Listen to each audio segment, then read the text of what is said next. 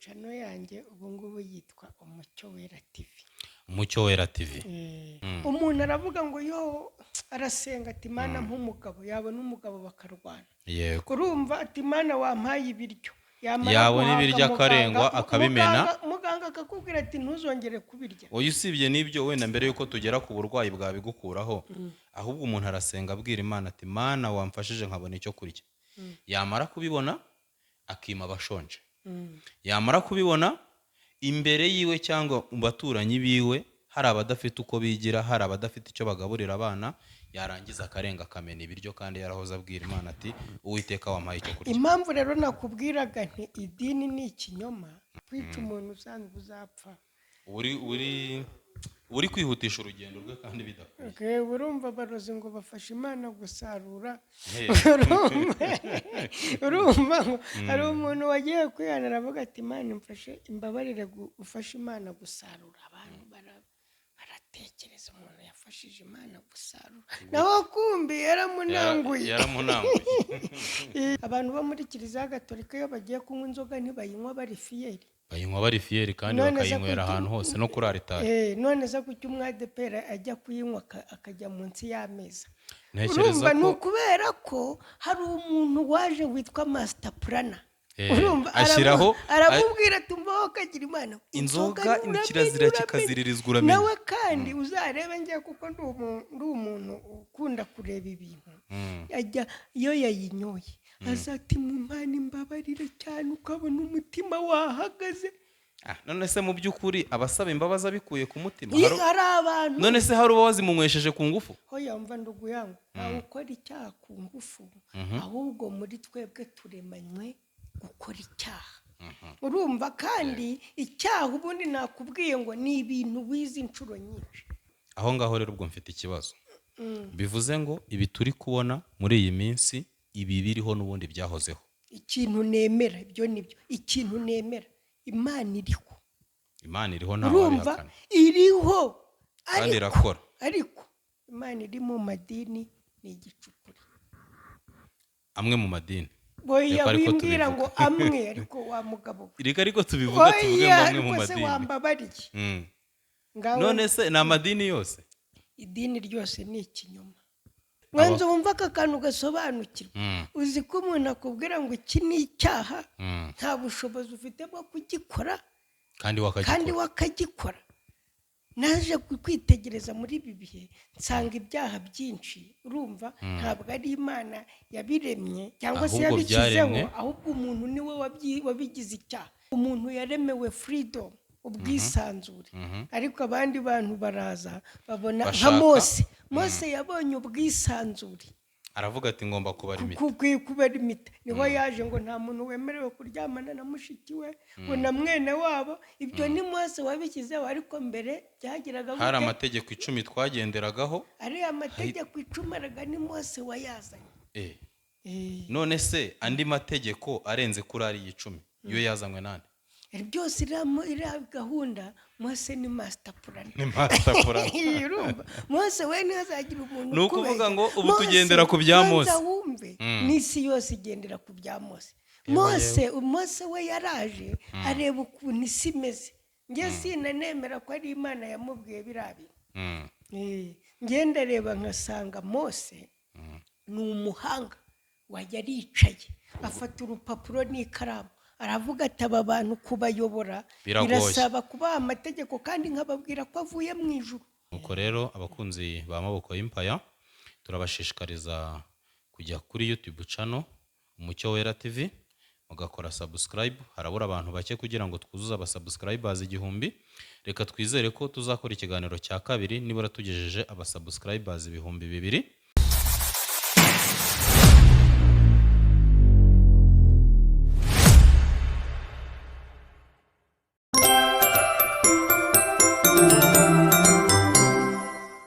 Turabasuhuje kandi tubifurije ikaze bakunzi ba Maboko y'Impaya.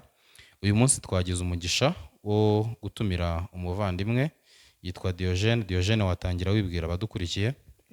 Ndabaramukije mu izina rya Yesu Kristo. Nitwa Tuyishimire Diogene. Abandi umugabo ufite umuryango. Urakoze cyane Diogene. ikindi uri umukozi w'Imana watangira udushyira imbere y'Uwiteka kugira ngo ikiganiro tugiye kugirana kize kuba ikiganiro kiyobowe n'umwuka w'Imana, kize kuba ikiganiro kigirira akamaro abakunzi ba Maboko y'Empire. ku bwa Yesu Kristo wa Nazareti turagushimye Uwiteka Imana Nyiringabo. Shemirwa. Ibintu tugiye gukora, tugiye kuvuga bigirira umumaro abaduteze amatwi, bihugure kandi bigira umumaro. Ngo Ku bwa data. Yesu Kristo umwami wacu, amen. Amen. Tugusenga vuba vuba kugira ngo twihute. Oya nibyo, tuba tugomba gucunguza uburyo umwete cyane ko umwanya aba ari muto. Tugushimiye mbere na mbere ko witabiriye ubutumire bwacu. Tugushimiye ko waje hano kuri Maboko y'Empire kugira ngo uganirize abakunzi bacu. Ibiganiro byawe barabikunze hirya no hino, akaba ariyo mpamvu natwe twifuje kugutumira kugira ngo dusangire ubumenyi ufite, kugira ngo dusangire urugendo rwawe, kugira ngo udufashe kumva neza n'iki Imana idushakaho, by'umwihariko muri ibi bihe isi yugarijwe n'ibibazo, isi yugarijwe n'intambara, isi yugarijwe n'ibikorwa by'ubugizi bwa nabi, aho abantu cyangwa se ibihugu biba bitera ibindi ariko bikarangira abantu bahaburiye ubuzima. Mbere na mbere, wowe niki watubwira nk'umuntu wamenye Imana, nk'umuntu wize iyobokamana kandi ufite uburambe butari buto mu bijyanye n'imibanire n'ibinyabuzima muri rusange? Hari umuntu wundi uba ukwiye kwica undi cyangwa ugomba kwica undi? Nta muntu n'umwe Imana yaremye, urumva, ufite ubushobozi cyangwa wahawe ububasha bwo kwica undi. Ahubwo umuntu we uri kumva yihaye ububasha, yigira umunyabubasha, aravuga ati ngiye baranzajya mbica. None se ubwo ubundi isi iremwa cyangwa se Imana irema isi n'ibiyiriho, ni iki umuntu yagombaga gukora ku isi? Ni iki inyamaswa zagombaga gukora? Ese isi yagombaga kubaho ite muri rusange n'abantu bayo? Isi uburyo yari ibayemo yari igombye kubaho mu munezero, amahoro. Nta kintu cyagombaga kwangiza umuntu yari umutware. Yego. Imana yari yamubwiye ngo ibiremwa byose bikumvira ubitegeke. Abahanga mu by'iyobokamana bavuga yuko Adamu ntabwo yuriraga igiti kuno twurira voka. Voka zarazaga zamubona ziti mutware, zikururuka zikamwingingira kuzirya. Uri kumva? Ariko none uyu munsi Imana iramubwira ngo ubwo wakoze icyaha gikomeye, urantega amatwi, ubwo wakoze icyaha gikomeye uzajya uhinga ibijumba hajyemo imikeri, uhinga ibirayi hajyemo urwiri, urumva? Kuko rwose ni ukuvuga ngo uzarya urushye. Ikintu cyose uzakora ntikizagukundira, kizagusaba ubuhanga buhanitse. None se tukiri aho ngaho, ni ukubera iki isi yisanze aha hantu, aho abantu bamwe bavutse abandi ubuzima, aho abantu bamwe babaye abanyembaraga kugeza ubwo ibihugu bimwe na bimwe cyangwa abantu bamwe na bamwe bakoresha intwaro bahitana ubuzima bwa bagenzi babo? Reka hano gato, nta muntu w'umunyambaraga ubaho, ahubwo habaho ubwenge. Iyo umuntu agize ubwenge, ubu ngubu buno bwo gutekereza, aba umunyambaraga, sibyo? Kubera iki? Umuntu uzi ko yicara, urumva, akakubwira icyaha, urumva, ati iki ni icyaha kandi wakagikora. None se mwanzo wumva aka kantu gasobanukirwa. Uzi ko umuntu akubwira ngo iki ni icyaha, nta bushobozi ufite bwo kugikora kandi wakagikora. Naje kwitegereza muri ibi bihe nsanga ibyaha byinshi, urumva, ntabwo ari Imana yabiremye cyangwa se yabikizeho, ahubwo umuntu niwe wabigize icyaha. Reka nguhe urugero. Abantu bo muri Kiliziya Gatolika iyo bagiye kunywa inzoga ntibayinywa bari fiyeri. Bayinywa bari fiyeri kandi bakayinywera ahantu hose no kuri aritari. None se kuki umwadeperi ajya kuyinywa akajya munsi y'ameza? Ntekereza Urumva, ko ni ukubera ko hari umuntu waje witwa Master Plana. Urumva, aramubwira tumbaho kagira Imana, inzoga ni kirazira kikaziririzwa uramenye. Nawe kandi uzarebe ngiye kuko ndi umuntu ukunda kureba ibintu. Ajya iyo yayinyoye azati mu Mana imbabarire cyane, ukabona umutima wahagaze. none se mu by'ukuri abasaba imbabazi abikuye ku mutima hari abantu none se hari uba wazimunywesheje ku ngufu hoya mva ndugu yangu ntawe ukora icyaha ku ngufu ahubwo muri twebwe turemanywe gukora icyaha urumva kandi icyaha ubundi nakubwiye ngo ni ibintu wize inshuro nyinshi nta cyaha gitungurana hoya ahubwo vuga ngo umuntu yaremewe freedom ubwisanzure ariko abandi bantu baraza babona nka Mose yabonye ubwisanzure aravuga ati ngomba kubara imiti kubara imiti niho yaje ngo nta muntu wemerewe kuryamana na mushiki we ngo na mwene wabo ibyo ni Mose wabishyizeho ariko mbere byagiraga hari amategeko 10 twagenderagaho ari amategeko 10 araga ni Mose wayazanye none se andi mategeko arenze kuri ari 10 iyo yazanywe nande byose iri gahunda Mose ni master plan urumva Mose we ntazagira umuntu ni ukuvuga ngo ubu tugendera ku bya Mose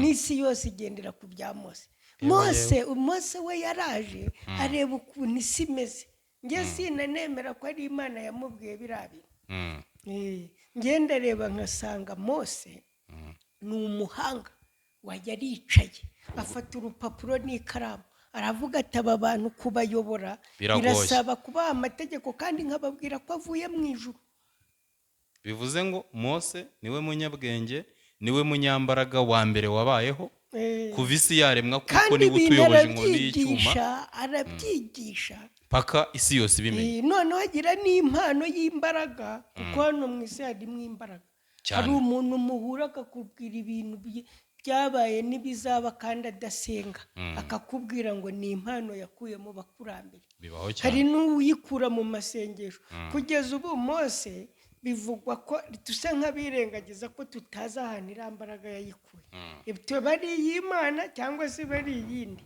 ariko imbaraga yari iri muri Mose yarakoraga bigatuma n'amagambo avuze abantu bayagendera haza undi mugabo rero wa kabiri urumva basa nk'abavindimwe witwa Muhamedi w'abayisilamu cyangwa w'abarabu aravuga ati bene wacu ko bafashe bakaba bafite amabwiriza n'amategeko y'iyobokamana ibi bintu nawe aricara bari abagabo ujya ubatinya nawe aricara afata urupapuro n'ikaramu arangije manza wumve se arangije aravuga ati ko bari abantu bavuga yuko bahanuriwe nanjye nimvuga ko nahanuye ntacyo ndaba ngize gute ntacyo ndabona nhinduye we noneho afata bya bindi byo muri Bibiliya bimwe na bimwe arabikoporora yongeramo n'ibye arangije akora igitabo we noneho kugira ngo yemeze abantu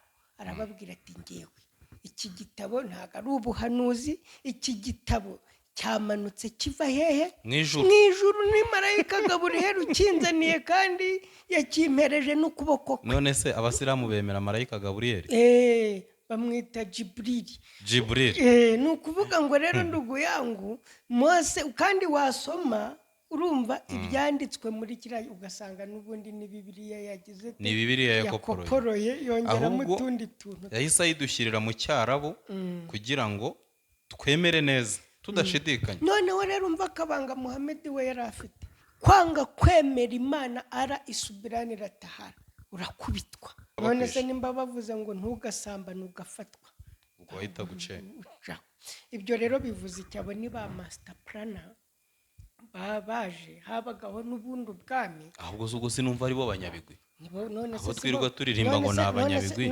sinumva abo ngabo ari bo banyabigwi ahubwo kamanze nkubaze ibintu bya Mose n'ibya Muhamadi ntabwo ari byo biyoboye isi cyane noneho rero twige twizamukire uza akantu kamwe nkuyemo aho ngaho tutaraharenga numvaga njyewe ibi tugenderaho cyangwa se Bibiliya muri rusange ari ibitabo bagenda bakoporora byavuye mu bya kera kuko bigenda bisaza kumbe ni ubutumwa bumwe ahubwo bagenda bafunika mu gifuniko gishya kugira ngo ahubwo tubibone neza kurushaho tunabiha agaciro bitewe n'aho isi igeze uko ni ukuri noneho rero urumva ikintu cyatumye korowani ikorwa uri kumva ni uko uriya mugabo Muhammad nawe yashakaga kugira ngo aho umurongo abarabu. aho ngaho rero ubwo mfite ikibazo. Bivuze ngo ibi turi kubona muri iyi minsi ibi biriho n'ubundi byahozeho. Ikintu nemera ibyo nibyo, ikintu nemera Imana iriho. Imana iriho ntawe urumva iriho kandi irakora. Ariko Imana iri mu madini ni igicukuri. Amwe mu madini. Boya wimbwira ngo amwe ariko wa mugabo. Ireka ariko tubivuga tuvuge ngo amwe mu madini. Oya wambabariye. None se ni amadini yose? Idini ryose ni ikinyoma. Gute rero? Gute? Ubundi ni ukuvuga ngo abaye amadini ari ukuri twagira idini rimwe ku isi. Idini na kiliziya. Niba nibuka neza. Niba nibuka neza. Idini, kiliziya, iyo mvuze idini, mba mvuze icyitwa idini. Okay, njyewe ndi umukristo gatolika. Twigira kubatizwa. Twize ko kiliziya yonyine itunganye kandi ikomoka ku ntumwa ari kiliziya gatolika. Ibyo ni umuntu wabikubwiye wanabyigishije, ntabwo ari Imana yamanutse ngo babwire ngo rero ngo uhagarare mu bicu bivuga ngo iti. None ni gute nzavugana n'Uwiteka rero sasa? Uzavugana n'Uwiteka kugira ngo menye ukuri. Kuko urumva Isilamu irasenga, bagira amahame yabo, bakagira Korowani. Katolike nuko dufite Bibiliya ntagatifu. Ndagira ngo ntuvuga Katolike, vuga abakristo. Oya, Katolike dufite Bibiliya ntagatifu. Hanyuma na ADPR n'andi matorero Anglikani, Restoration Church n'andi akagira nayo Bibiliya yera. Abadventiste ndumva nabo bakoresha Bibiliya yera. Nubwo nabonye hari ukuntu nayo isa niburungushuyemo ukuntu. Hanyuma hakaba n'abahamya ba Yehova. Rero nkongera nkibaza kugira ngo utaza kunjyana muri rwinshi kandi ntarushaka. Icyo kintu cyose nakubwiye ni ikinyoma. Cyazanwe n'iki? N'umuzungu. None se kandi kugira ngo tukemere. Urumva we nuko utari gushaka kumanza ntabwo ndi kubyumva. Udashaka gukurikirana amateka kugira ngo abadive bemerwe. Urumva baza mu Rwanda bakubisa abantu. Urumva bakubisa abantu barakwigishaga wakwanga ugakubitwa. Ababwira tugomba kuyoboka, kubatizwa byawe ukitwa Yohana. Urumva cyangwa ukitwa Petero. Ibyo bintu wigira ugakubitwa. Nuko nisanze ntabwo rero reka nkubwire nuko nisanze nitwa Celestine. Ntabwo Imana ari ikintu abantu bakwiye kwiga ku ngufu. None se ubundi niki Imana yaremeye umuntu, niki Imana yari itegereje ku muntu muri iyi si mbere yuko ibintu byose bizamba ngo bigeraho? Imana yari yamuremeye kwishima. None ikintu tudafite uyu mwanya ni ibyishimo.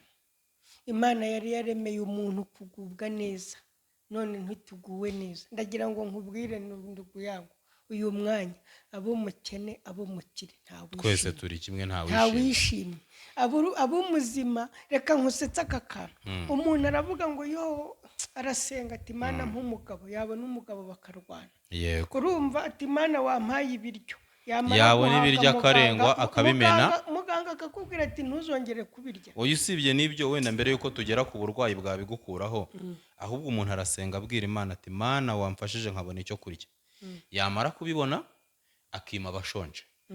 Yamara kubibona imbere yiwe cyangwa mu baturanyi biwe hari abadafite uko bigira, hari abadafite icyo bagaburira abana, yarangiza akarenga akamena ibiryo kandi yarahoze abwira Imana ati Uwiteka wampaye icyo kurya. Impamvu rero nakubwiraga nti idini ni ikinyoma, nuko buri dini rigira amahame yaryo, nirinda amahame yaryo. Kandi umukristo uririmo uzi umudive, umudive iyo yafunguye kuwa gatandatu ntago yajya mu ijuru, niko bavuga. Noneho ugasanga twebwe abadeperi kuwa gatandatu turakora, nibwo dukora, ahubwo natwe ku cyumweru tujya gusenga. Kandi Imana ntabwo ubwayo yashyize nta munsi harya Abayisilamu nabo ni kuwa gatanu, abahamya ba Yehova bo ni ku cyumweru. Ariko ubundi mu by'ukuri nta munsi wo gusenga Imana ibaho. Buri munsi ni umunsi wo gusenga Imana no guhozaho. None se njyewe buriya biriya bintu rero reka manze nkubwire, kiliziya urumva nk'abakristo ni abantu baje kwishakira iki? Ituro. Urumva ifaranga. Kubera iki? buriya kiliziya ako wazashinga urusengero. oya ntabwo byaguhira. Nashinga urusengero ngewe nugu yangu iryo turo buraza kugira ngo se byemere. n'ubundi ndabona ituro hano hanze ari ryo ryeze. kugira ngo ibintu bikunde rero hari imbaraga ebyiri wihekesha. buriya kiliziya n'abadive baje abantu bagihumye barabakubita. ubu ntiwakubita abantu bagufunga, bahita bagufunga. urumva abadeperi bo baje bavuga ko buzuye umwuka wera, ko bari kwirukanamwo abantu none ubu ngubu umuntu yuzura umwuka wera akaguhanurira ibinyoma. umuntu akaba ari pasiteri ariko yica abantu, akavuga ati rero uriya muntu ubwo atangiye kubona yinjiye aramvumbura. uyu akavuga ati nk'ubu iwacu muri adeperi barakubwira bati umuntu niyuzura umwuka wera abadiyakoni muterure mujugunye hanze. namanza aza n'ubuhanuzi. ubu ni urwo rwego tugezeho. urumva tubuyungurure, tumanze twumva. none se ubundi ubuhanuzi ninde ugomba kubuyungurura kandi nyine ari ubuhanuzi? uwahawe mesaje n'umwe aba agomba kuyigeza kubo igenewe. ubundi nyiri kubuhanura ni nawe ubuyungurura. yego none se uwo muntu wundi ushaka kuyungurura ubwo buhanuzi hari umuhanuzi we mwebwe mwita Izayi. Izayi yarahanuye arahanura ariko ngo yabaga ibwami ku mwami witwa Uziya, niho yabaga. noneho Uziya aramubwira tumva mwana, ubwo buhanuzi bwawe jya ubuzana tubuyungurure kugira ngo butazateza ikibazo abaturage. noneho Yesaya akamanza ubuhanuzi yabubwirwa akabushyira umwami bwami bakabuyungurura bati waho ubutange bumeze gutya. noneho ngo bigeze ngo ku ngoma, ngo mu mwaka wa kangahe ngo ku ngoma y'umwami Uziya, ngo Yesaya ngo yabonye umwami Imana, ngo nuko ngo arataka ngo ye baba we ngo ndapfuye ngo kuko ngo mbonye Imana ngo ndi umunyaminwa yanduye. ukibaza yahanuraga gute kandi ari umunyaminwa yanduye? naho kumbi ngo nuko ngo maze Uwiteka ngo amukoze ikara ryaka ku manwa aramubwira ati ndakwejeje cyo hanura noneho. naho bimwe ngo Uziya ariko amaze gupfa, atarapfa ntabwo Yesaya yari guhanura ubuhanuzi buzima. ni ukuvuga ngo umwami yarabanje arapfa kubera ko yari we kibazo, niyo watumaga mesaje idatambuka neza. na mbere ndibuka muri story ya Yesu hari aho yageraga bakamushyira umwami akamucira urubanza kuko nawe yageze ubwo bamubamba kandi ari umwana w'Imana.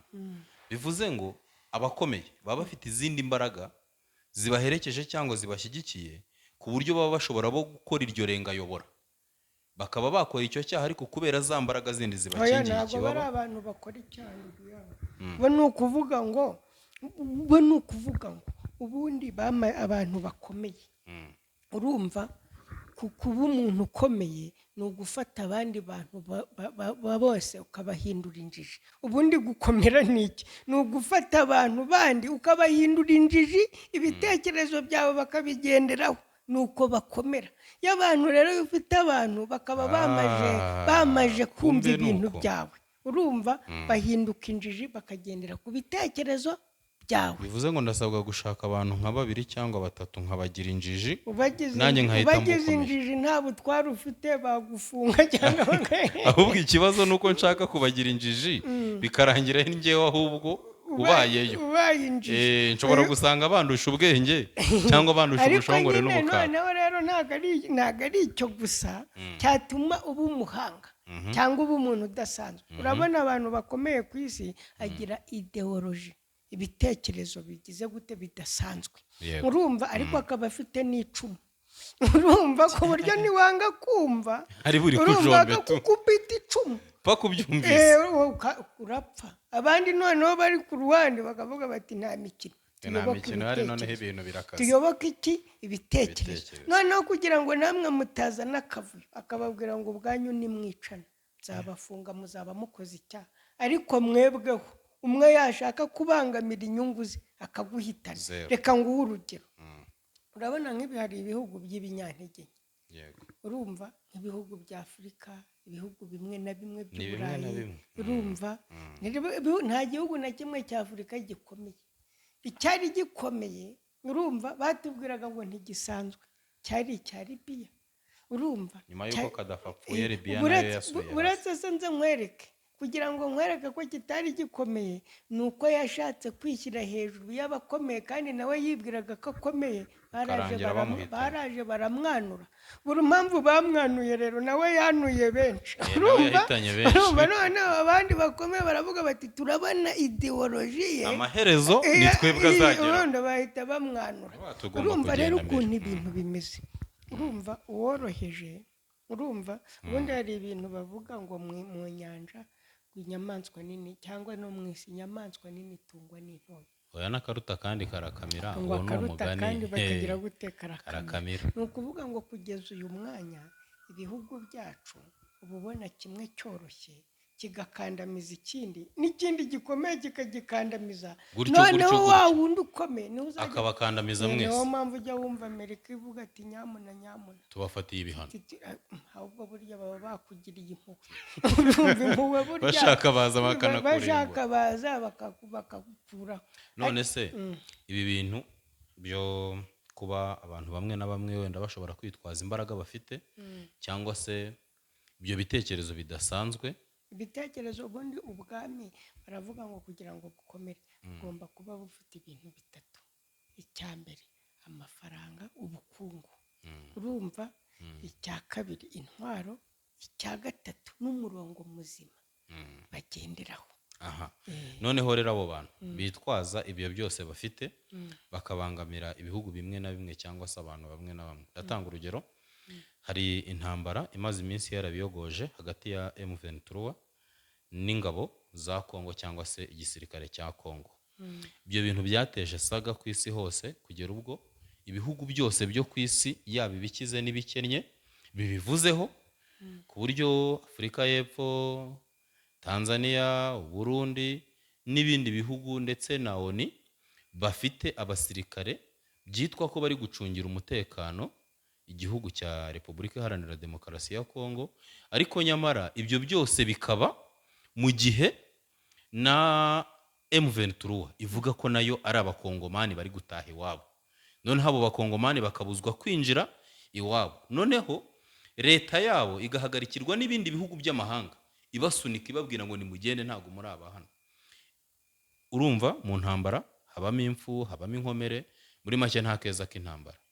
ibyo bintu ubihuza ute cyangwa se niyihe shusho ubibonamo ugereranije n'icyo Bibiliya ivuga kuko umuntu yakabaye yitwara ku wundi? iriya shusho rero ikintu mbibonamo bari abantu bamwe baravuga ngo turi guharanira uburenganzira bwacu. ariko nibyo baba baharanira uburenganzira bwabo. urumva baraharanira uburenganzira bwabo sibyo niko bivugwa niko baba bavuga. genda bambwira ngo ukuri genda ndakubwira uko mbibona sibyo. ariko biriya bintu byose iyo ubisuzumye ukabisuzuma nabikubwiye mu bintu ibi ngibi ibi bitatu. inda nini urumva no kwifuza. kuko nimba umuntu nk'abakongomani urumva b'ikinshasa nimba babona bariya bantu atari abakongomani ni ikibazo sibyo. ni ikibazo. igihugu cya Kongo si gito, ntibabura aho batura, ntibabura icyo barya, ariko babona bababangamiye. babona nyine. ariko reka manza nkubwira akantu ndugu yangu abandi bantu batigeze bahishurirwa. reka nkaguhishurira. uzi impamvu umuntu akwanga? nuko bagufitiye ishyari. noya ishyari riva ku kisi. uriya muntu burya umuntu muri we harimo imbaraga zo kubona ibitaraboneka ahubwo agahita avuga ati uyu muntu azakomera. none se uzi impamvu nk'umuntu wanga umukene aba yihora iki? umukene se wagize ngo wabwirwa n'iki ko ejo atazakira cyangwa ko umwana we atazaba perezida cyangwa akaba umusirikare? bivuze ngo abantu bafite ubushobozi bwo kureba n'izibika bakavuga bati ziriya zizaba. burya ntabwo aba ari we ahubwo imbaraga imukoresha ibishaka kwica cya kintu kugira ngo kitazaba icyo kigomba kuba cyo. buriya aba ari abanyarwanda bavuga. nkanjye ko mfite abantu benshi banyanga noneho nkomeza umutsi. weho ushobora kuba atari wowe uzakomera hazakomera umwana wawe. bari abantu rero urumva bari abantu ba FARDC cyangwa igisirikare cya Kongo n'ubutegetsi bashobora bo kureba neza.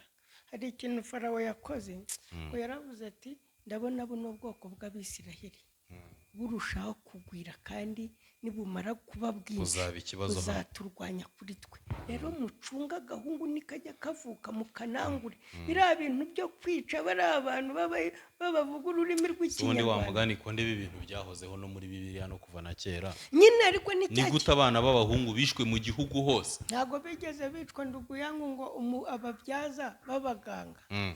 umwuka w'Imana cyangwa roho mutagatifu yabajeho ngo arababwira ati nyamuna mujye mwirinda kwica aba bana b'abahungu.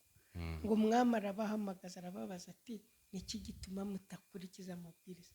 ngo baramubwira ngo abana b'abaheburayo batandukanye n'abanyamisiri.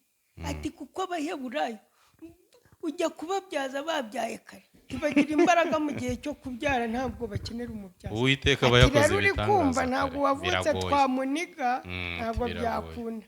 Ahita ashyiraho ingabo. ngo Uwiteka ngo aha ababyaza umugisha. None se Dioje, iyo urebye ubona antikristo izakemura ibyo bibazo byose? Antikristo ubundi ni uko wenda ukuntu azaba ameze nk'uje guhisa amahoro, urumva, ariko ayibuza abuza abantu gusenga, urumva, nta nubwo azakorera ngo abantu abayisilamu ntibazasenga ku cyumweru, urumva, kuwa gatanu ntibazasenga, kuwa gatandatu ab'isabato bazashyiraho umunsi umwe wo gusenga, urumva.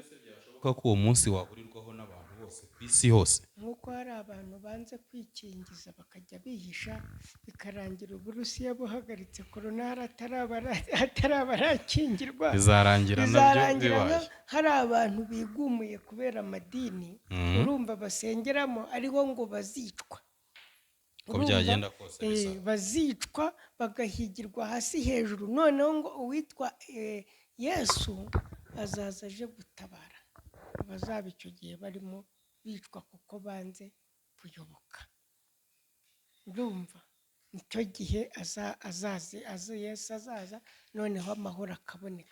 na antikristo nawe ntabwo azaza ngo ise yihe amahoro 100%. Okay, dusoza, mu by'ukuri icyo Imana yaremeye muntu ni iki? Ese umuntu yagombaga kubaho mu buhe buzima? Ese ni gute abantu bakwiye kubana mu mahoro? Abantu bo kubana mu mahoro tuzarinda dupfa batabanye mu mahoro. Ahubwo wakwibaza nimba tutabana mu mahoro, amaleta sahora yigisha abantu kubana mu mahoro? Biragoye. Urumva, niko bitwigisha, ariko idini si cyo ryigisha, ariko ikibazo natwe tutabikurikiza, urumva, abantu b'isi ni ukujya kubona ukabona nabo ubwabo bari kubombaridana, ni ikibazo, urumva, bakakwigisha kubana amahoro kandi nabo babombaridana, nabo ubwabo batabishoboye. ugasanga rero umuntu kubana amahoro no gukora icyo yaremewe birimo biragorana. Mu mboni yawe rero ubona amaherezo y'ibi bintu ari ayahe? Amaherezo nyine ni uko tuzaguma muri uru tukaguma muri uru tukaguma muri uru, urumva, ubundi umuntu akazarinda apfa, tukazapfana imiruho nyine twatewe n'isi, urumva. Ariko icyo nabwira umuntu unteze amatwi, urumva, nk'ubutumwa natanga njye uko abantu bakwiriye kubana mu mahoro. Abantu bakwiye kubana mu mahoro, bakirinda ibyo bapfa, bakimakaza urukundo, ibishoboka byose bagasenyera umugozi umwe, ndetse naho umuntu abangamiye mugenzi we hakabaho kwihanganirana no guca bugufi ku wakosheje. kandi urabona ikintu kindi cyabiteye, urabona nko mu Rwanda kugira ngo jenoside ibe, ibya bindi nakubwiye, ni umuntu umwe uza akakwigisha uburyo abandi bantu hari ikibazo bakwangije bakwishe, nawe ugahita nawe wabireba ugasanga umuntu ararakaye, ku bwenge buke ugasanga bikubanye ikibazo. nk'ubu ngubu nimba hari umuntu wagaburirwaga n'igisirikare cyangwa na leta ya Kongo muri Kivu, akaba yaryaga, bakamubwira bati M23 ije arumva ibintu kugukomanyiriza, yakwigisha iki? nta kintu kizima nubwo M23 ibyo yabivuga byaba ari ukuri, nta kintu kizima yaguha. iwe yavuga ati bano bantu badukuye ku mugati, urebe naho hantu isari mbi. Reba nk'ubu ngubu nk'iwacu mu idini rya ADEPR birukanye abakozi bagera mu 2,000, ubwo ADEPR kwanza ubwo yiremeye abanzi. None se ni gute itorero ryirukana abakozi 2,000? Erega abantu 1,000 ni abantu benshi. Abantu 2,000 inda nini. abantu 1000 ni abantu benshi kubara kuva ku wa mbere ukagera ku 10 ukagera ku 100 ukagera ku 1000 ugafata 2,000 wavuze ngo ni inda nini. ako ngako aba ari cyo gucyura nyura ibyo. ni ubundi kintu cyose hano ku isi turi gupfa. bamwe barapfa icyubahiro abakomeye kuko Uburusiya na Amerika bo ntabwo barapfa ibiryo. Ibiryo barabirenze. Mu bibazo bafite by'ibiryo nta nubwo bafite n'ibibazo by'amafaranga. Bo bari gupfa icyubahiro.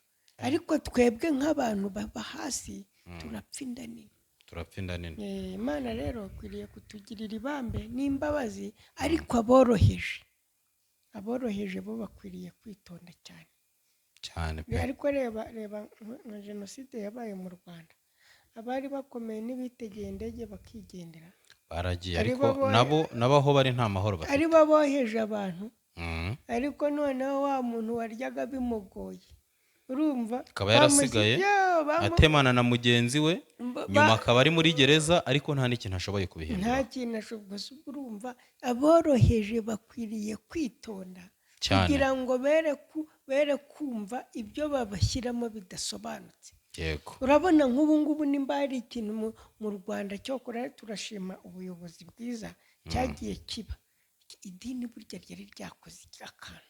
idini ryari ryakoze kubera ko umudive nimba umudive aza akigisha ku gasozi akavuga ngo papa ni ikiyoka, ubwo hatangiye intambara y'abakristo b'abadivaniste n'abagatolika, kandi ugasanga umugatolika ni mubyara w'umudive, ugasanga bagiye guhangana kandi bavukana. urumva ikintu idini rimanjije kukuzanira byari ibibazo, ariko ubuyobozi bwagerageje kubishyira ku murongo. ubuyobozi bwigeze guca n'ikintu cyitwa abayisilamu kumwe basakuzaga, uzi ko hari n'ikiradiyo bafunze cyitwa ubuntu butangaje. ni ukuvuga ngo rero urumva leta kariya kantu yaragakoze, kandi ni ukuvuga ngo iri dini abantu bataribereye maso ryateza ibibazo, ryakongera rigateza ibibazo. kuko wenda ubu ngubu bashyiriweho umurongo batagomba kurenga. nimba u Rwanda rufite abakristo abantu miliyoni 14 niho twageze, nk'esheshatu ni abakatolika. hoya ndugu yangu miliyoni 9 ni abakatolika. urumva abandi bagabanya izindi zose. noneho umuntu akaza akagushyiramo teoloji ngo ahantu usengera nyine umusenga ibishushanyo ngo ibiki, ugasanga nyine izo mvugo ntabwo zimeze neza. nyine urumva ngiye kugenzura buri kimwe. urumva wenda nimba ari n'ikibazo, ubundi umuntu akwiriye gusenga. ubundi rakamanze nkubwira aka kantu, ubundi Imana uyisenze, ubundi hakabayeho amabwiriza umuntu asengamo Imana. ntayo ni ukubyuka ugasenga wowe n'umutimanama wawe mu mushyikirano wawe n'Imana, ukayisenga uko usanzwe ubikora. ngo kugira ngo Imana ikumve ngo tereke ngo kano gacupa ngo imbere yawe ngo nibwo senga wowe ukubyumva. niwumva agacupa uragatereka imbere yawe ukumva nibwo isengera. yego niwumva urasenga upfukamye, niwumva urasenga uhagaze, ibyo ni ibyawe n'Imana yawe, ni ibyawe. ariko idini rigushyiramo ideoloji, urumva, ku buryo ubona n'ibidahari, ukumva n'ibidakwiye. idini rigushyiramo ideoloji yaryo, politiki ikagushyiramo ideoloji, ugasanga umuntu agenda. muri make icyo dukwiye gukora ni ugushungura, tukirinda kumira byinshi bitazamanuka mu muhogo. rega tukwiye ibi bintu kubimira nk'ifi. ifi uyirya wumviriza, urumva nawe n'ibyo bazaduha byose nitujya twakira. ugomba kuba wumviriza uri kuvuga uti hataba harimo ihu. urazi nkamwe b'abagatolika kubera muba mutasomye ijambo ry'Imana cyane. urumva umuntu araza akagusomera umurongo, aterese yasengeye akana k'agahungu indakunda umunwa ku munwa. umugore yaza ngo amusengere, atumva rero ati kugira ngo ukire akagusomera inda ku munwa, kandi nyamaza kari agahungu yasengeraga. none wowe wigize risa ari gusengera umugore, urumva inda ku mugabo ku mugore, urumva ntabwo bihura n'umunwa ku munwa, ubwo kaba kabaye umuriro uba watse. aho ngaho ni ikibazo. ariko urumva abakristo bakwiye gushungura ibyo bahabwa mu matorero, bakwiye n'umuntu wese muri rusange abaturage ibyo politiki kwigisha n'ibicyo uyu muntu ari kunyigisha, n'ibicyo uyu muntu ari kuma, biraza kumarira iki, biranyungura iki mu buzima busanzwe. ese nyuma y'ubu buzima niba koko tuzajya mu ijuru, icyo gihe ninkurikiza ibyo uyu muntu ari kumbwira, nkurikije ubwenge bwa muntu mfite, nzaba nejejwe. Wasanga igisubizo ari hoya, ugahita ucira kuko birarura. reka nkubwire ndaguyango, ngiye kukubwira akantu k'ubwenge. Wari ubizi yuko icyaha atari cyo bakwigisha? Wari uzi ko icyaha ari igikurimo? weho ubwawe ku giti cyawe hari ibintu mu maboko, uyu mwanya wajya gukora ukavuga ati reka mbikore ni mu mwijima, kuko uzi ko ari bibi. Urumva, nimba umuntu aje kukubwira ati rero kwica umuntu muhitane, urumva wowe n'umutima wakakwigisha uburyo uhita uvuga uti oya, ibi ntabwo ari byo. Kwica umuntu, erega n'ubundi umuntu asanzwe azapfa. Kwica umuntu usanzwe uzapfa. uri kwihutisha urugendo rwe kandi bidakwiye. Urumva abarozi ngo bafashe Imana gusarura. Urumva hari umuntu wagiye kwihana aravuga ati Imana imfashe, imbabarire ufashe Imana gusarura. Abantu baratekereza umuntu yafashije Imana gusarura, naho kumbi yaramunanguye. Urumva, gusa ibintu nk'ibi tuba tugomba kubyigiraho, kandi abakunzi ba Maboko Empire bakumva ko ibiganiro nk'ibi ngibi icyo biba bigamije ahanini ari ukwigisha no kugira ngo abantu bakosoke. Niba twemera Imana, niba dusenga, ariko dusenge mu by'ukuri, tugire kwizera ariko twizere mu bifite umumaro. Niba dukunda abantu, tubakunde urukundo Imana yabakunze, twumve ko ntawe ukwiye kubangamira mugenzi we, twumve ko ntawe ukwiye kubana nabi na mugenzi we. Dusoza, ni iki wabwira abakunzi ba Maboko Empire n'abakunzi bawe muri rusange? Icyo nabwira abantu bagukunda n'abankunda n'abatadukunda, kubera yuko ubundi message ya mbere ibigenewe abatadukunda. Urumva, ni ukuvuga ngo abantu bakanguke ku bwonko. Abagukurikira nibakanguke ku bwonko. Umuntu ngo ni uko akomeye yikwigisha ibintu ngo byose ngo utware. Urumva, hari igihe yaba ari kukwigisha mu nyungu ze. Urumva, kandi wowe bizakuroha. Urumva, nawe shishoza nk'umuntu, kandi abantu bumvire ababayobora, ababigisha, ariko nabo bashungure. Ntabwo byose ari ukubyumvira, hari n'ibyo ugomba kumva. Urumva, ukavuga ati ibi bintu ko numva atari byo. Ugomba gushungura ukavuga uti ibi ni byo cyangwa se ibi si byo. Imana rero tugirire neza, kandi nawe umugisha kuba wanyakiriye. Murakoze cyane. Reka nanjye nshimire abakunzi ba Maboko Empire, nshimire abakunzi bawe muri rusange, nshimire wa mugani n'abatwanga bakomeze baturebe, badukurikirane cyane, bizagera aho bize bazadukunda. Noneho twagira ngo muri uyu mwanya, mbere yuko dusoza, urayikire abantu kugukurikira kuri channel yawe, bakore subscribe, barebe indirimbo zawe, kandi n'ibiganiro uzajya utambutsa mu minsi iri imbere, babikunde, bagukurikirane, bagushyigikire, basharinga ibiganiro byawe kugira ngo bigere ku bantu benshi, kandi twese duterane imbere. Gira ijambo ugenera abantu bijyanye na channel yawe, kubijyanye no kugukurikira no kugutera inkunga, kugira ngo twese dufashanye, Maboko Empire izamuke na channel yawe izamuke. Mbere na mbere bwira abantu channel yawe. Channel yanjye ubu ngubu yitwa Umucyo Wera TV. Umucyo Wera TV.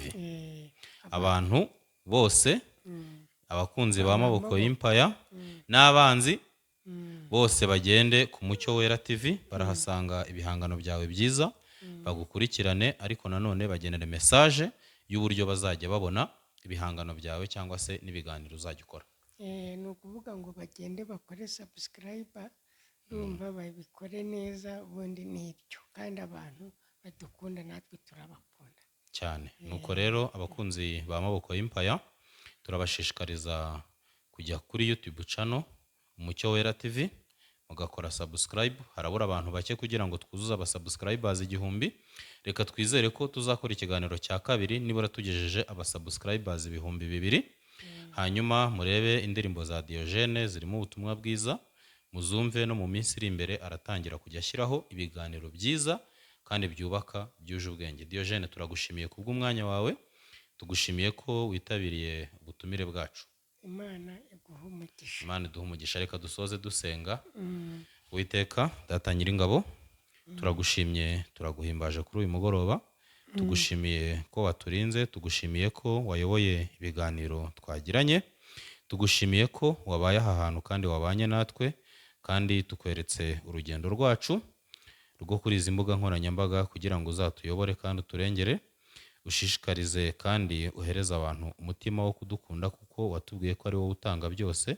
Icyo tugusabye ni uburinzi bwawe no kuyoborwa nawe kandi no kuduhereza igikundiro mu bantu kuko wabitwemereye. Turagushimye Uwiteka kugira ngo ubane natwe. Umuvandimwe agiye gukora urugendo, aragenda n'ikinyabiziga cyakozwe n'abazungu, ariko turakwinginze kugira ngo ube shoferi mu nzira, ubwo ari buze kugera mu rugo amahoro. Turashima izina ryawe.